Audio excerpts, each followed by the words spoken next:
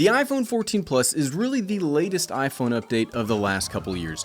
We routinely get a Pro, Pro Max, but we haven't gotten a large standard iPhone in a few generations. And honestly, I don't think it was worth trading away the mini line to go larger.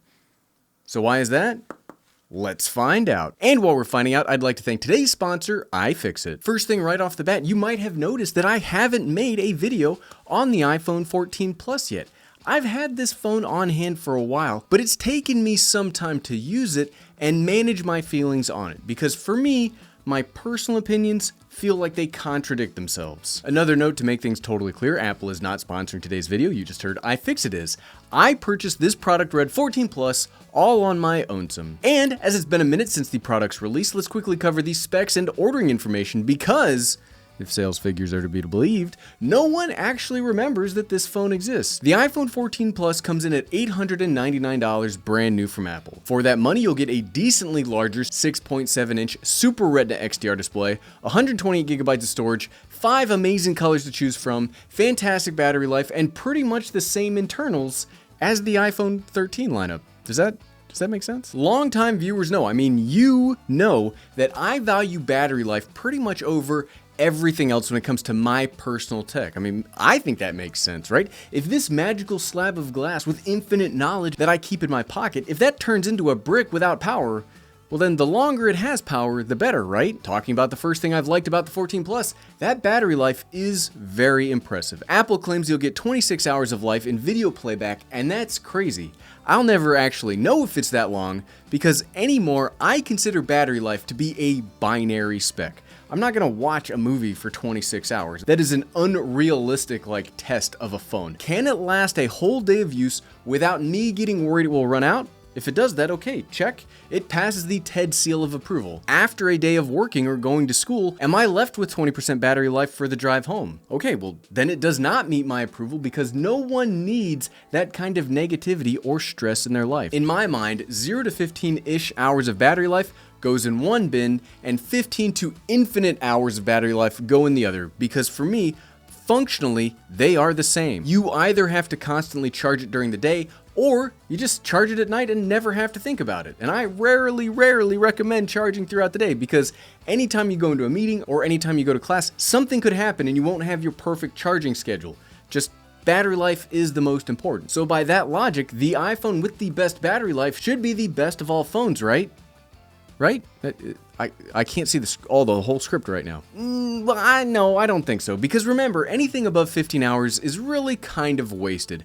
I'm still gonna charge it at night, whether it's at 80% or if it's at 50%. It just has to get me from waking up to bedtime without dying, which is why I'm so conflicted about the 14 Plus. Yes, the battery life is fantastic. I have to give it that. Nobody can take that away from it. But I do think that they may have gone overboard, and now the phone's more expensive when it doesn't need to be. Here's something that I've been pondering about and why this video has taken so long for it to come out.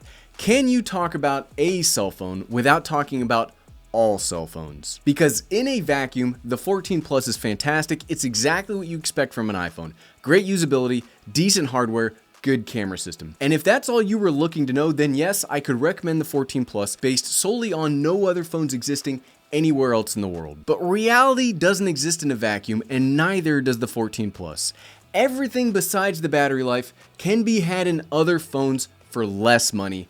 Straight up. Even functionally, the same battery life can be had in other phones for less money. So you see why it took me so long to wrap my head around what I wanted to say here? And let's say you don't even want to buy a new phone. That's where today's sponsor, iFixit, can really come in and help. If you have an older phone that you don't really want or have the money to upgrade, chances are it's hanging in really well, but you might just need a new battery to keep up after all the charge cycles it's gone through. iFixit has kits on their website today that will allow you to buy a brand new battery with all of the tools required to swap that battery out. iFixit's all-in-one fix kits have the high-quality parts and tools that you need to fix your iPhone, laptops, game consoles like the Nintendo Switch, even smartwatches. Combined with their free step-by-step repair guides, you'll have everything you need to do battery swaps, SSD upgrades, and more. Find your fix at the link below and use code EverydayDad. At this point in one of my YouTube videos, I ping-pong between what I liked and what I didn't like about a product after I've been using it for a while, be that laptop, tablet, or in this case phone. And we're still going to do that today, but we're also going to add a blurb to each of those pieces on where you can get the same functionality but for less. Because money is important, it is a zero-sum game, so let's start there. The first thing I do not like about the iPhone 14 Plus is the price. At $899, we're really veering away from the standard cell phone price. The iPhone 14 costs $799, and even that is what I would call pretty up there for a quote-unquote standard, non-premium or flagship cell phone. $899 is the same price as the Pixel 7 Pro. $899 is $50 more expensive than the Samsung Galaxy S22 Plus. Well, currently it is. I don't know how long this holiday pricing will stick around or if it's only for like the next couple of weeks, but that is valid as of the writing of this script. $899 gets you a lot more elsewhere.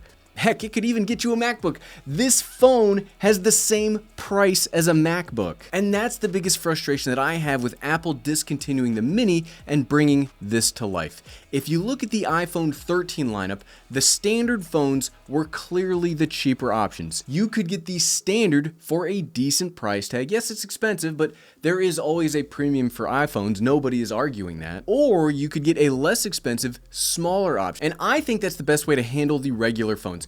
Have a normal or cheaper option, because if you really need those extra internal bumps, you can always go for the premium or premium plus phone, which starts pricey and then goes more so. And the thing is, I don't know if I'm explaining myself well, but I think price point and lower works for normal phones, where price point and higher works for premium. So moving over to price point and higher for both the standard and higher end options, it just doesn't make as much sense to me from a product lineup standpoint. I guess that's more of a thing that I dislike about Apple's iPhone 14 strategy overall, and not something specific to this phone, because this phone didn't set its own price, but you can't divorce the two. The cell phone church frowns very harshly on that, unfortunately. Next up, I do like that this comes equipped with all of the new safety features found in the rest of the iPhone 14 lineup. You'll get crash detection and even the latest emergency SOS via satellite tech that I've seen some really cool videos about, though you can get crash detection in a much cheaper Apple Watch if you only want that functionality, and you could get both and save $100 to go with the iPhone 14 standard. Okay, here's something that I've both liked and disliked. The iPhone 14 range moved wholly over to eSIM cards, in the United States at least. And while this was fine when setting up my iPhone 14 Pro Max, it only took a few seconds to get my phone activated and ready to go. It's been a huge pain in the butt for me over the last few weeks, because I've been considering swapping cell carriers, and the carriers I'm considering haven't exactly made this the easiest transition. This could, and most likely is a me problem, because I'm a regular person and not some engineer that understands how to solve my problems instantly, but in previous phones, if I wanted to swap out SIM cards, it just took me a couple seconds to pop it out, pop it back in, done, no problem. Those of us in the US no longer have that option, which absolutely kind of sucks. If you were in that position where your cell service isn't that good, you want to swap, but you're also nervous that you might lose your cell number in the switch. Fam, I've had this number longer than I've known my wife, and I'm very risk averse when it comes to decisions that jeopardize that. Just give me a SIM card slot. If you buy a 13 mini though, you don't have to worry about that. I'm just saying. Also a mini-like, which might ruffle a few feathers, but I really like that the iPhone 14 and the 14 Plus have a notch instead of the dynamic island. Look, I get it. I know that I'm in the minority here. Most folks like the new functionality, but I've always been of the opinion that notches on phones don't bother me because it's a fixed thing, and eventually your brain, or at least my brain, forgets that it exists, so I don't have to pay attention to it. But the dynamic island is always there, and it's always drawing attention to itself. And I still notice it. I'm pointing to my iPhone 14 Pro Max. I still notice it, and it still drives me nuts months later on that phone. So not having that on the 14 Plus is something I like. Though again, you could buy an iPhone 13, 13 mini, 13 Pro, or 13 Pro Max and also not get the dynamic island. I don't know that I've ever recommended something else because you don't get a feature when you buy that. That might be the weirdest part of the video. Something that I've also really liked is how this feels so much lighter than my iPhone 14 Pro Max. Look, it may only be a little over an ounce difference between the two, but you can just feel that this is lighter. I've always liked lighter tech when I can get it. One of the reasons I liked the Mini so much was because of how easy it was to carry around with me. And in fairness to using the 14 Pro Max and all of the 14 Pro Maxes, they just kind of feel like a brick. If you aren't hand holding or carrying your phone around often, you might not be able to tell the difference, but I routinely carry my cell phone with me when I'm running, and there's a striking separation in their weight. It's still awkward to hold when running because of how big it is. It's essentially the exact same size as the Pro Max, so I'll take any little difference I can get when I can get it. I also really like how the phone looks. I've generally always been a big fan of Product Red, and something about this year's version just looks great. It might be the way that the light shines in my office here, but the red accent really contrasts nicely against the black of the screen. I mean, can you see this? I don't know that you're going to be able to see this well on the video, but it just looks so good. It stands out and it looks very high quality. In addition to the colors, I really like how reflection resistant the screen is itself. It doesn't matter how bright the screen can get. If it has a nasty reflection problem, you're not going to be able to see it on sunny days or when you have lots of artificial light around you. I found that the 14 Plus has a very nice composite screen that makes it easy to use in whatever the circumstances. Here, can you see it? It just still looks good even when you're reflecting light. Going back to the internals though, while they are nice, they are pretty much the same as the 13 lineup. Only the Pro and Pro Max versions of the phones get the latest A16 processors, so you've got what is essentially the same processor as last year in the current regular lineup. Though you do get an extra GPU core here compared to the 13 mini and 13 standard, so whoopity-doo, right? I don't exactly hate that move because the A15 is still second to only the A16, and if the software can already be handled by what you've got, why spend more money upgrading internal components? I totally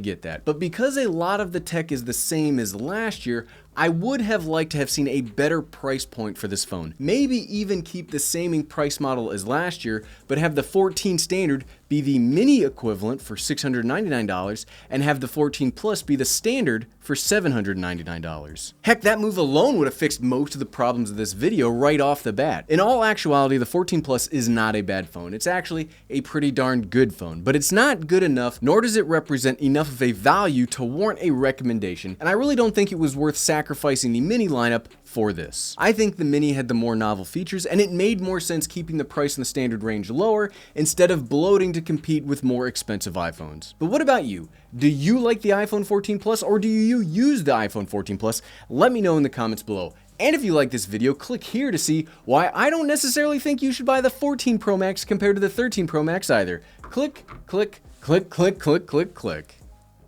Thanks for watching.